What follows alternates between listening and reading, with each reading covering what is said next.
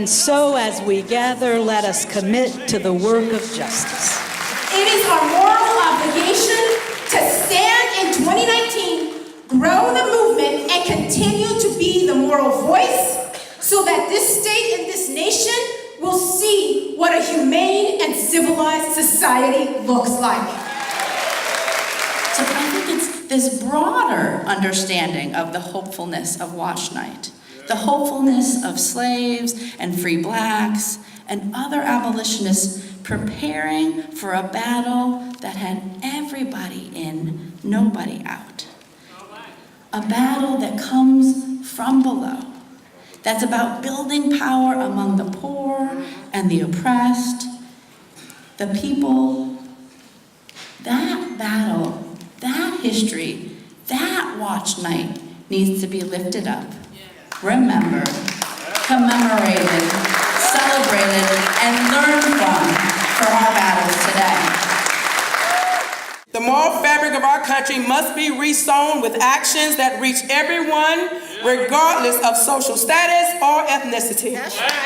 Creo firmemente, como latino, que nuestra comunidad debe estar involucrada en cambios sociales, políticos y económicos que beneficien a todos y no solo a unos cuantos.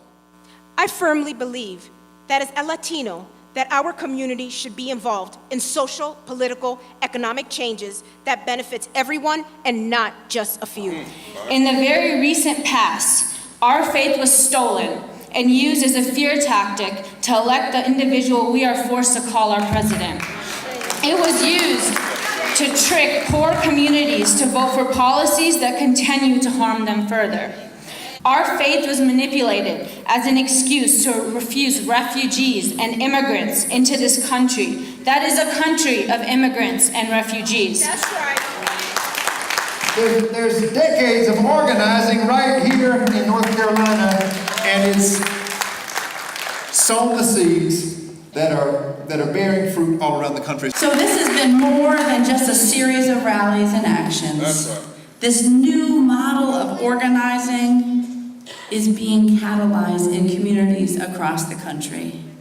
From Alaska to Alabama, California to the Carolinas, from Flint, Michigan to Oak Flats, Arizona, people are coming together to organize moral outrage against poverty, racism, ecological devastation, and militarism, turning the poor into agents of change rather than objects of history.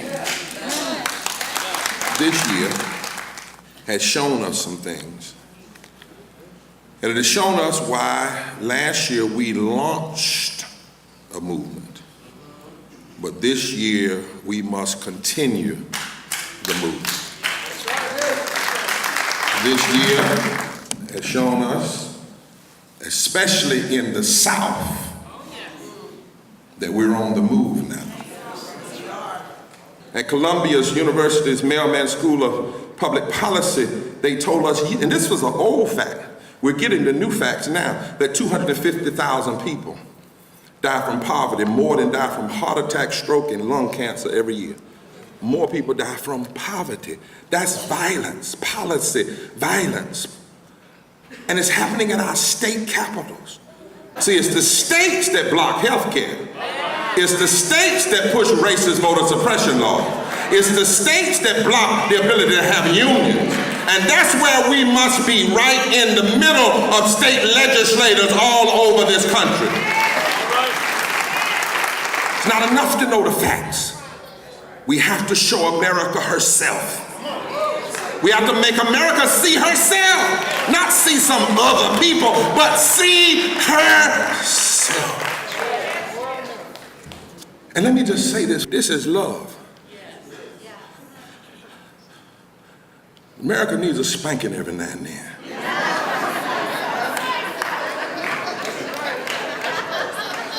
America needs to be snatched in the collar every now and then. How I know? Because that's what my mama did when she was saving my life. We need a moral movement, policies that are pro-labor, anti-poverty, anti-racist. These are moral issues. A moral agenda says build up economic democracy, build it up through full employment and living wages and the alleviation of despair and unemployment. A moral agenda says we transition away from fossil fuels. A moral agenda ensures people housing and direct cash transfers and social safety nets for the poor and lifting people out of poverty. A moral agenda doesn't start with a wall, it starts with writing fair policies for immigrants in the first place. A moral agenda critiques warmongering and the war economy. A moral agenda says that if you want a great country, every child has to be able to receive a high-quality, well-funded, constitutional, diverse public education, access to community colleges and universities. A moral agenda says health care for all. All a moral agenda does is says okay to the Affordable Care Act, but says that's not enough. We need health care for all, Medicaid in every state, and ensures access to Medicare and Social Security. And we don't say that because Bernie said it. We said it because the Lord said it. The Lord said that you ought to heal the sick and the brokenhearted. We said it because our Constitution says it. We ought to provide for the common defense and promote the general welfare, and you are not faring well if you don't have health care.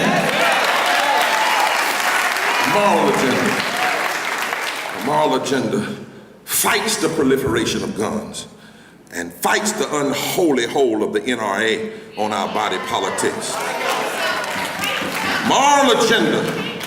A moral agenda says that we love everybody regardless of their race, their color, their creed, or their sexuality. Nobody make you God to not like people and love people and give them their right to freedom and equal right because you don't like their sexuality. You've heard me say, I want to talk about sex. I really do. I want to have a national conversation about sex. And the conversation I want to have is about the illicit relationship between certain members of the Supreme Court and big business that keeps producing the bastard child of all these bad policies that we see coming out. I'm ready. Let's talk about sex.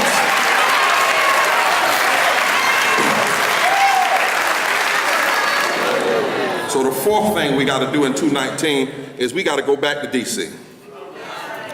And we've decided and we got to demand together, because we cannot leave state leaders or federal leaders to themselves. It's not good for politicians to be alone.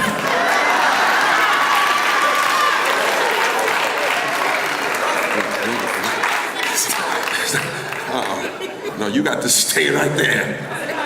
Alone, they will compromise. And they always compromise on the back of the poor and the most vulnerable.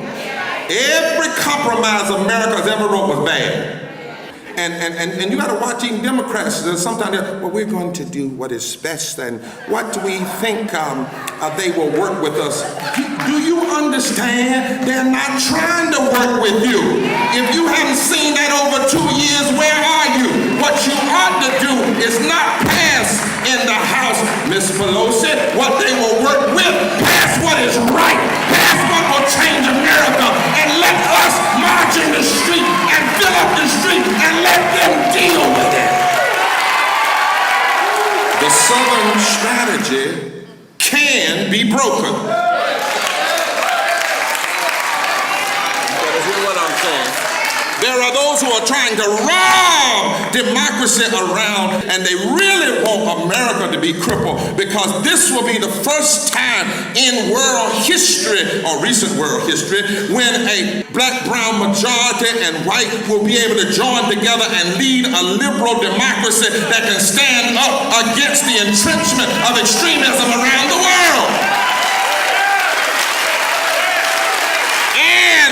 We're coming to demand that poor people be heard and respected for their issues, their intelligence, and their policies.